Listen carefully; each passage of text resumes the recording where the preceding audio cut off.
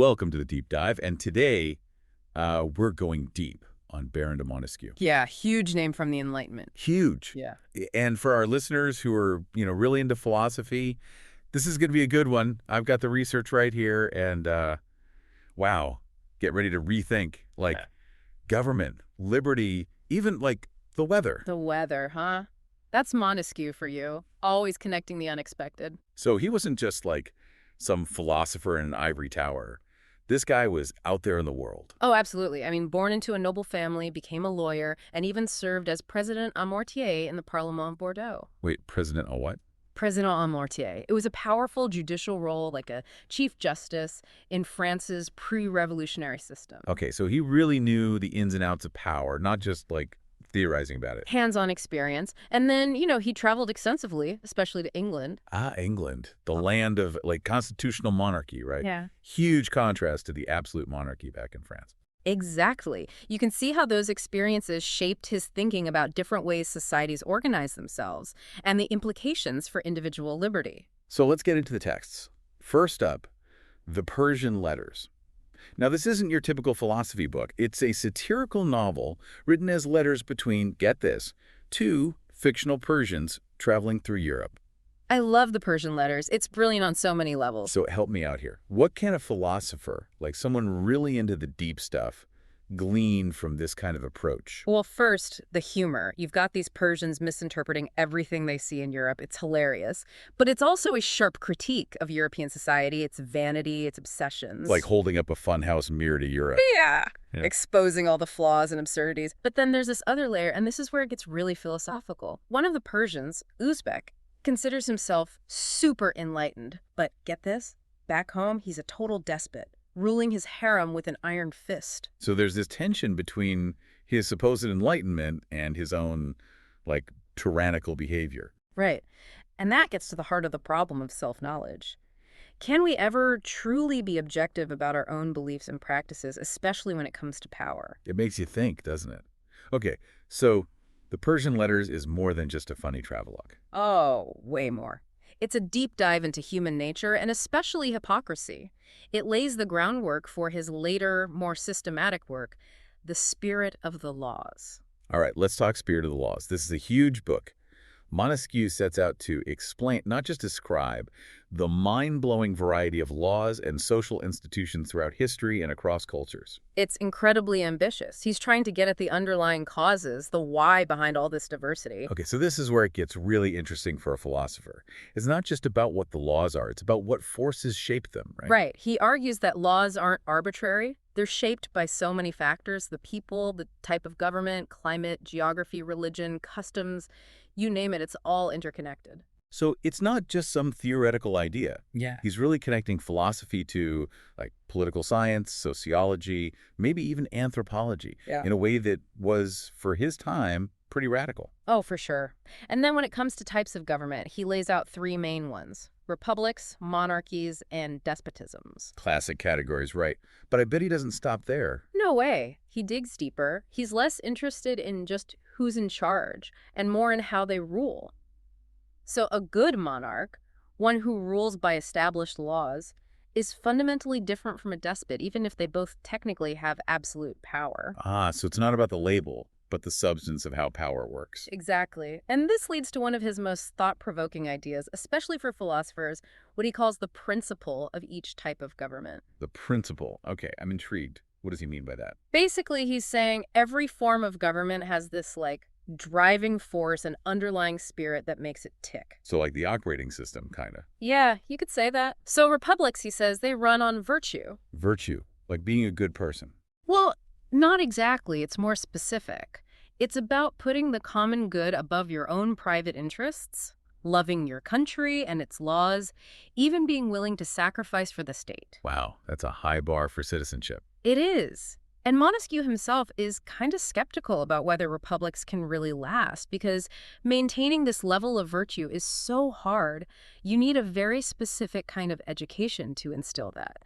Food for thought for any philosopher interested in political theory. Okay, so republics need, like, super citizens. What about monarchies? What's their deal?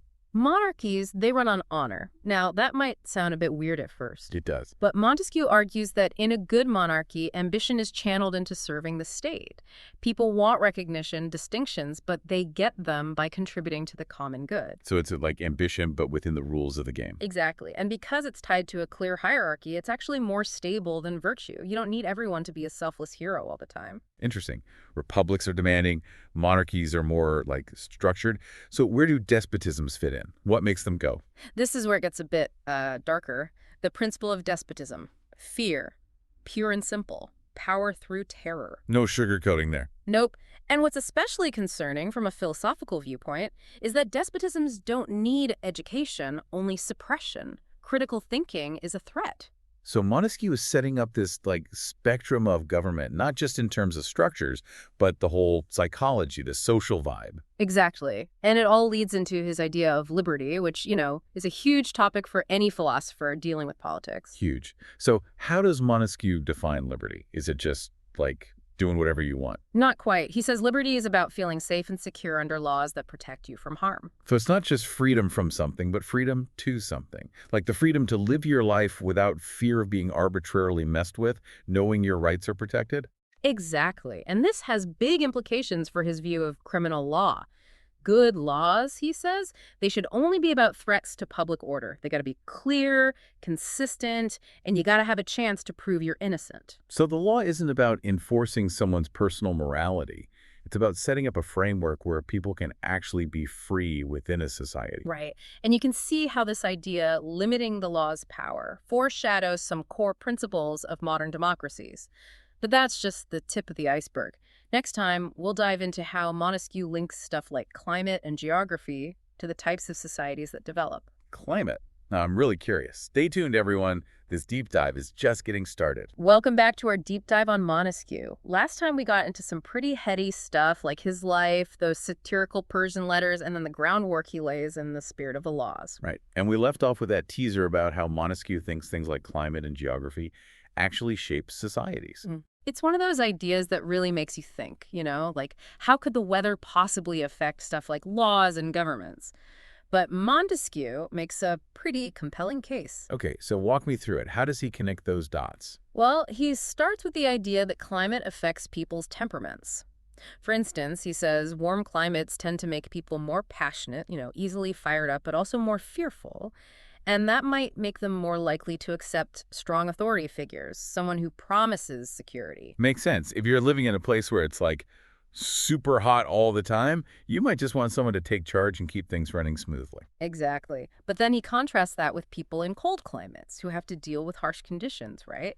They might develop a different mindset, one that values toughness, independence, and resisting oppression. So climate shapes the basic personality of a people, and that in turn shapes their political and social structures. Precisely. He even suggests that temperate climates, like a lot of Europe, might lead to people with more fickle temperaments, more prone to shifting moods and opinions. Temperate climates, fickle people. Okay, I can kind of see that. But here's the key thing.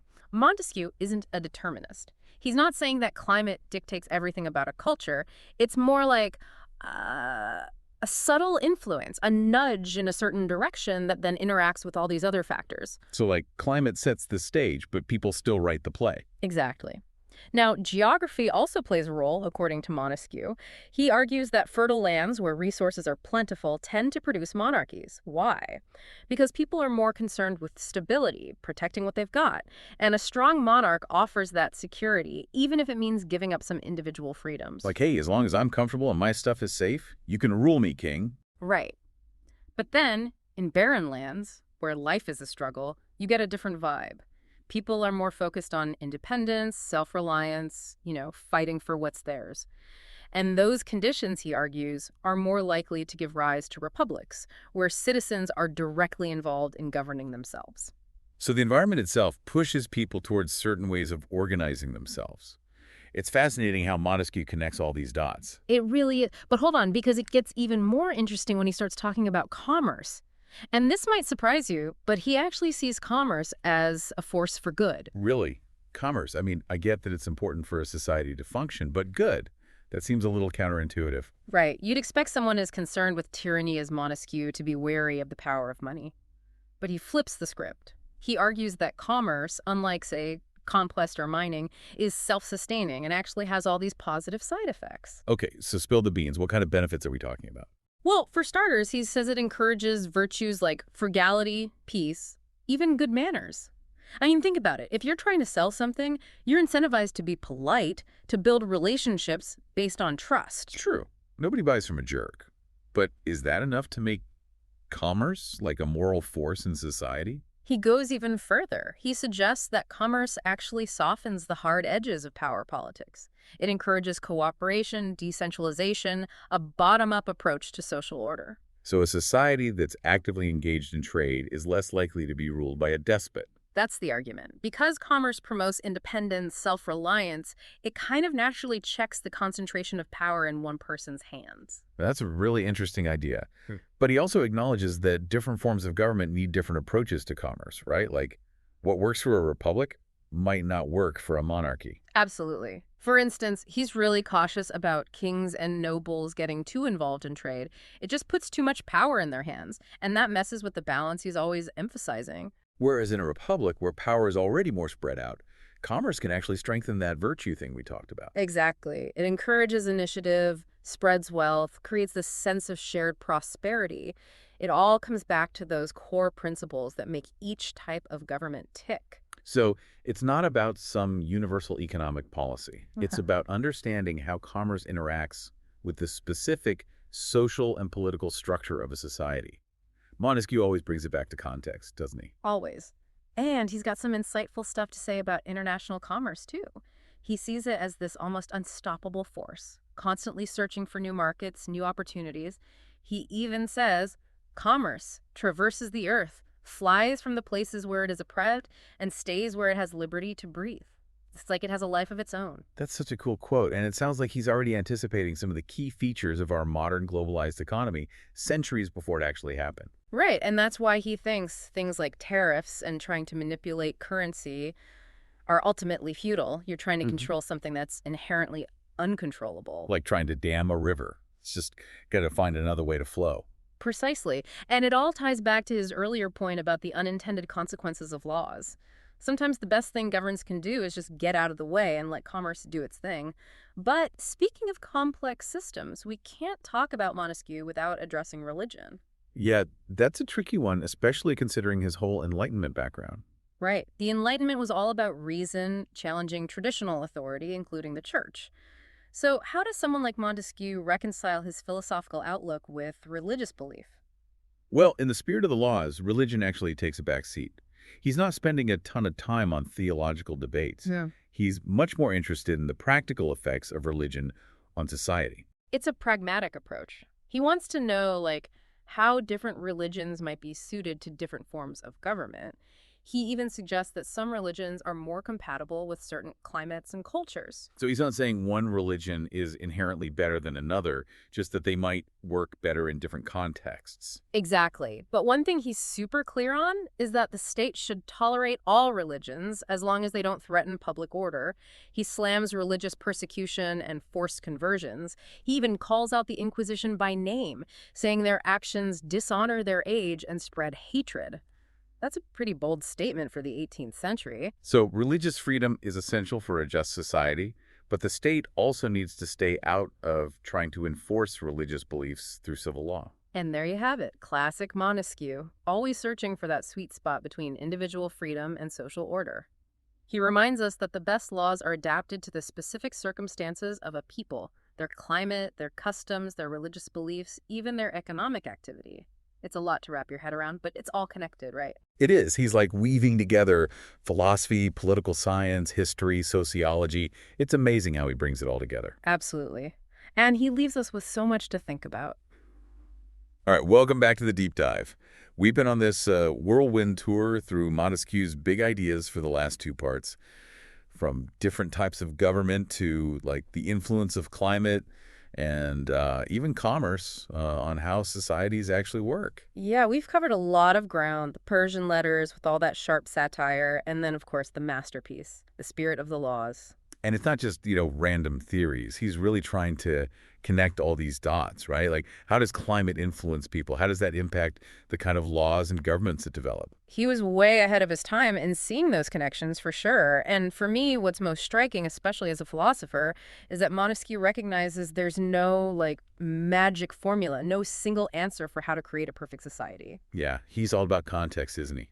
The best laws are the ones that fit the specific circumstances of a people, their history, their environment, all of that. It's like he's giving us this toolkit, but he's not telling us which wrench to use in every situation. We have to Mm. figure that out ourselves. Which is kind of what philosophy is all about, right? Yeah. Using our brains to think critically and apply these ideas to our own lives, our own societies. Exactly. And that's why Montesquieu is still so relevant even centuries later. The questions he was grappling with, how do we balance freedom and order, create just laws, prevent tyranny, those are still the big challenges we face today. It's like he's giving us this roadmap for navigating those challenges, a really detailed and thought-provoking one. I think what's most valuable for our listener, someone who's clearly engaged with these big ideas, is Montesquieu's method itself. He's constantly observing, comparing, analyzing. He's looking at different cultures, different systems, trying to understand what works and what doesn't. And he's always open to new perspectives. It's like he's saying, come on, let's explore this together. Let's question things, challenge assumptions, and really try to figure this stuff out. And that's the beauty of philosophy, isn't it? It's this ongoing conversation, this search for understanding that never really ends. And Montesquieu, even though he's, long gone, is still a fantastic conversation partner. Absolutely. He reminds us that philosophy isn't just some abstract intellectual exercise. It's about how we live, how we govern ourselves, how we create a world that's actually worth living in. Couldn't have said it better myself. So as we wrap up this deep dive, we want to leave you with this. How do Montesquieu's ideas resonate with you? What insights have you gleaned from his work? And think about this. If Montesquieu were alive today, what would he say about our world, our governments, our technology, our struggles for freedom and justice? What would he praise and what would he critique? Those are the questions we hope you'll keep pondering. Use that Montesquieuan method of observation, comparison, analysis. Apply it to your own life, your own community. Keep asking the tough questions. Keep searching for those nuanced answers. And most importantly, keep the conversation going. Thanks for joining us on the Deep Dive.